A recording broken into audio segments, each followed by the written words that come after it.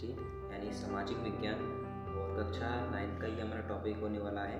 इसमें मैं आपको मोस्ट इम्पोर्टेंट क्वेश्चन बताने वाला हूँ। तो पहला तो अपना क्वेश्चन ये रहेगा, भारत के पठारी क्षेत्र में रहने वाले घंगर चरवाहा समुदाय का विवरण प्रस्तुत कीजिए। और दूसरा अपना प्रश्न ये रहेगा कि भारत के प्रमुख जो समुदाय होते हैं उनका हमें विवरण देना है। तो इसका पहले हम आंसर जान लेते हैं, फिर मैं आपको दूसरा बताने वाला हूँ। तो ये जो समुदाय है ये ज़्यादातर पाया जाता है महाराष्ट्र में, ठीक है। तो इसको बोलते हैं घंगर और इसको बोलेंगे घंग नगर, मतलब कि दो शब्दों से हम इसको जान सकते हैं, ठीक है। यहाँ पे लिखा है महाराष्ट्र में सबसे ज़्यादा पाया जाता है, ठीक है। और 20वीं सदी की शुरुआत में इनकी संख्या थी 467000। फिर इस समुदाय के अधिकांश लोग पशुचारण पर आश्रित थे, मतलब कि कुछ लोग पशुपालन किया करते जैसे भेड़, बकरी, गाय, भैंस, मुर्गी, मतलब इन सभी चीज़ों का पाला करते थे और इन्हीं से इनका जीवन चलता था, मतलब अपने जीवन को जिया करते थे। परंतु कुछ लोग कंबल और चादरें भी बनाते हैं। तो इसमें से कुछ लोग जो हैं अपना अलग व्यापार भी करते हैं। महाराष्ट्र का यह भाग कम वर्षा वाला क्षेत्र होने के कारण अर्धशुष्क प्रदेश है। यह प्राकृतिक वनस्पति के रूप में कांटेदार झाड़ियाँ मिलती हैं जो पशुओं को चारा जुटाती है। हाँ, तो इसमें एक मोस्ट इम्पोर्टेंट क्वेश्चन अपना इसमें टॉपिक लाइन हो जाती है कि जो महाराष्ट्र है यहाँ पर जो है मोस्टली पाई जाती हैं झाड़ीदार झाड़ियाँ। तो एक ना एक हेल्प हो जाती है एक पशुपालन के लिए, जो पशु पालता है तो उनको चारा इकट्ठे करने में आसानी हो जाती है पशुओं के लिए। तो आगे देखिए यहाँ पर अक्टूबर में यह बाजरा की फसल काटने के उपरांत ये लोग पश्चिम में कोकण क्षेत्र में पहुँच जाते हैं। इस यात्रा में लगभग 1 महीने लग जाता है। कोकण एक उपजाऊ प्रदेश है और यहाँ वर्षा की पर्याप्त होती है, मतलब वर्षा से पर्याप्त होती है, मतलब जितनी आवश्यकता है। अतः यह किसान के चावल की खेती करते हैं। वे घंगर चरवाहों का स्वागत करते हैं, जिसके मुख्य कारण है।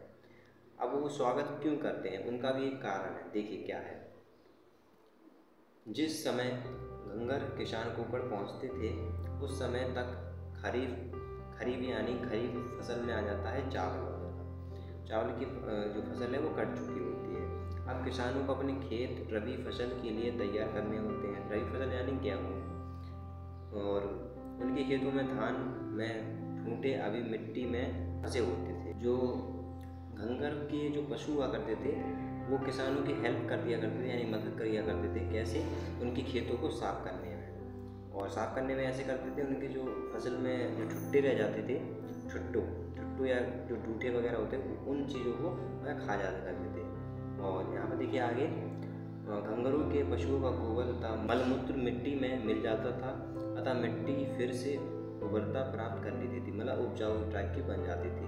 प्रसन्न होकर कोकड़ी किसान घाघरों को चावल देते थे जो वे वापसी पर अपने साथ ले जाते थे, ठीक है। तो इससे दोनों जनों का बेनिफिट हो जाता है, मतलब दोनों को लाभ हो जाता है, वहाँ के कुकड़ी के किसानों को और धंधारों के समुदाय को। तो ये तो हमारा प्रश्न कंप्लीट होता है। अब दूसरा प्रश्न मैं आपको बताने वाला हूँ, भारत के पहाड़ी क्षेत्र में रहने वाले चरवाहा समुदाय का विवरण प्रस्तुत कीजिए। तो देखिए पहला जो समुदाय है उसका मैं आपको नाम बताता हूँ, गद्दी समुदाय।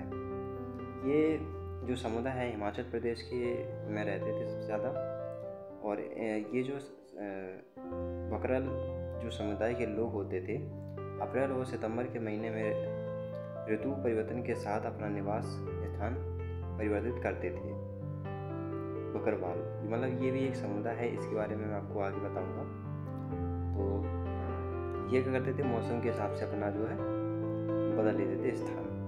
सर्दियों में जब ऊंचे क्षेत्रों में बर्फ़ जम जाती है तो ये लोग अपने पशुओं के साथ शिवालिक की निचली पहाड़ियों में आ जाते थे। मार्ग में वे लाहौर और स्पीति में रुककर अपनी गर्मियों की फसल को काटते हैं तथा सर्दियों की फसल की बुवाई करते हैं। अप्रैल के अंत में पुनः लाहौल और स्पीति पहुंच जाते हैं और अपनी फसल काटते हैं। इसी बीच बर्फ पिघलने लगती है और दरारें साफ हो जाते हैं। इसलिए गर्मियों में अपने पशुओं के साथ ऊंचे पर्वतीय क्षेत्रों में पहुंच जाते हैं। ठीक है, जहाँ उन्हें मतलब बढ़िया से हवा भी लगती है और जो बर्फ़ है वह पूरी पिघल चुकी होती है। गद्दी समुदाय में भी पशुओं के रूप में भेड़ तथा बकरियों को ही पाला जाता था। हाँ, तो अब मैं बता रहा था आपको बकरवाल, और यहाँ पर जो हमने जाना था एक शब्द बकरवाल।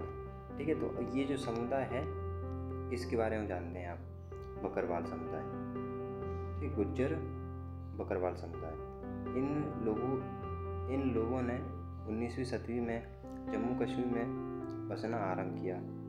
ये लोग भेड़ बकरियों के बड़े बड़े झुंड पालते हैं जिन्हें रेवड़ कहा जाता है।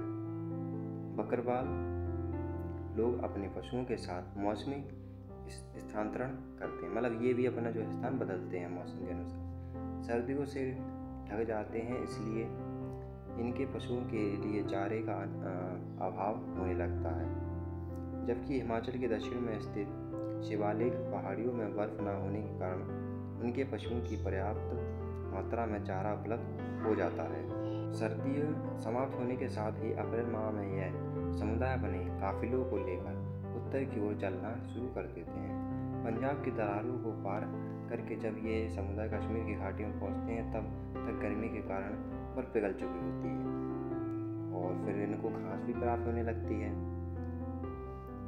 सितंबर के महीने तक ये घाटी में ही डेरा डालते हैं और सितंबर महीने के अंत में पुनः दक्षिण की ओर लौटने लगते हैं। इस प्रकार यह समुदाय प्रति वर्ष 2 बार स्थानांतरण करता है। हिमाचल पर्वत में ये ग्रीष्मकालीन चरगाहें 2700 मीटर से लेकर 4120 मीटर तक स्थित है। ठीक है, तो ये इतने स्थानों तक ये फैले हुए हैं। फिर आता है गुज्जर समुदाय। तो उत्तराखंड के निवासी गुज्जर लोग गाय भैंस का पालते हैं मुख्य रूप से। ये हिमाचल के गिरिपथ क्षेत्रों भावर क्षेत्र बोल सकते हैं, गिरिपथ क्षेत्र को बोल सकते हैं भावर क्षेत्र। ये लोग जंगल के किनारे झोपड़ी नुमा आवास बना कर रहते हैं। पशुओं को चराने का कार्य पुरुष करते हैं। पहले दूध, मक्खन और घी इत्यादि को स्थानीय बाजार में बेचने का कार्य महिलाएं करती थीं, परंतु अब ये इन उत्पादों को परिवहन के साधनों जैसे टेम्पो, मोटरसाइकिल आदि इनकी सहायता से ये शहरों में जाते हैं और अपना दूध, दही जो भी होता है उसको बेचते हैं। और इस समुदाय के लोग ने इस क्षेत्र के स्थायी रूप से बसना आरंभ कर दिया, परंतु अभी भी अनेक परिवार गर्मियों में अपने पशुओं को लेकर ऊंचे पर्वतीय घास के मैदानों बुग्याल की ओर चले जाते हैं। इस समुदाय को स्थानीय नाम वन गुज्जर के नाम से भी जाना जाता है।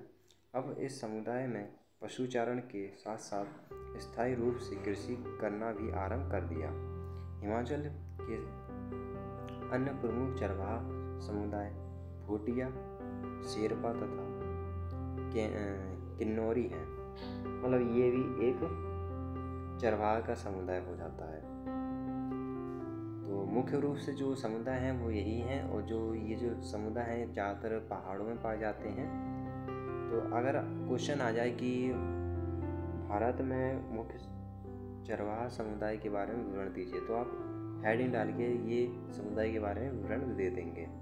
ठीक है, और आपको ये एक इसमें कॉमन बात तो पता ही है कि ये जो है मौसम के साथ अपना स्थान बदलते हैं और मोस्टली जो है कहाँ पर रहते हैं, पहाड़ों में रहते हैं। और इनका व्यापार क्या होता है या जो काम करते हैं वो ज़्यादातर करते हैं पशुपालन।